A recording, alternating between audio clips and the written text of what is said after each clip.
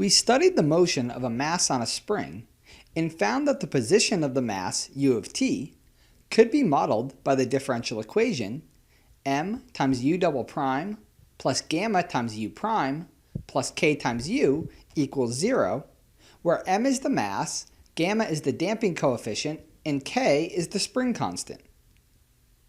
For now, we will look at the undamped case where gamma equals 0.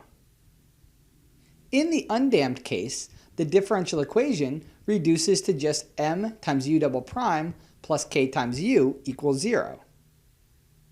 And let's solve this differential equation to understand the mass's motion in this undamped case. We start by solving the characteristic equation as we have for other second-order differential equations with constant coefficients. The characteristic equation here is m times r squared plus k equals 0, where we can solve this by subtracting k and dividing by m on both sides to get that r squared equals negative k over m. And since the spring constant k and the mass m are both positive, taking the square root gives the complex solutions r equals plus or minus the square root of negative k over m, which is plus or minus I times the square root of k over m. We'll let omega naught equal the square root of k over m, so that we have the roots r are plus or minus I times omega naught.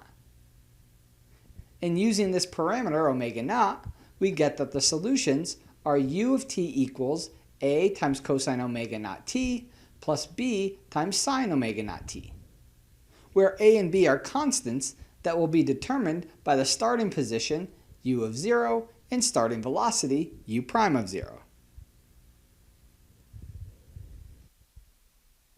Looking at our solution u of t equals a cosine omega naught t plus b sine omega naught t, we can see that since cosine omega naught t and sine omega naught t are both periodic functions with period 2 pi over omega naught, it follows that u of t is a periodic function with period 2 pi over omega naught also.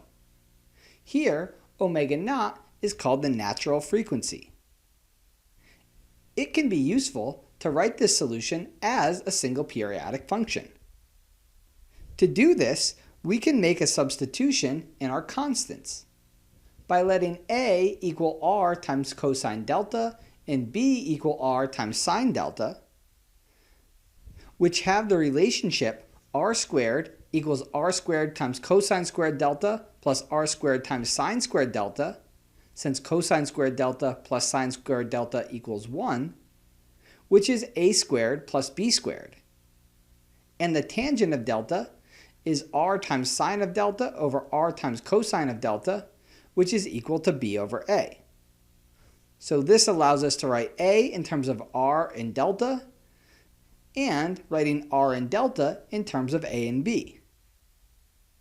By making this switch, we can rewrite our solution as u of t equals r times cosine delta for a times cosine omega naught t plus r times sine of delta for b times sine omega naught t.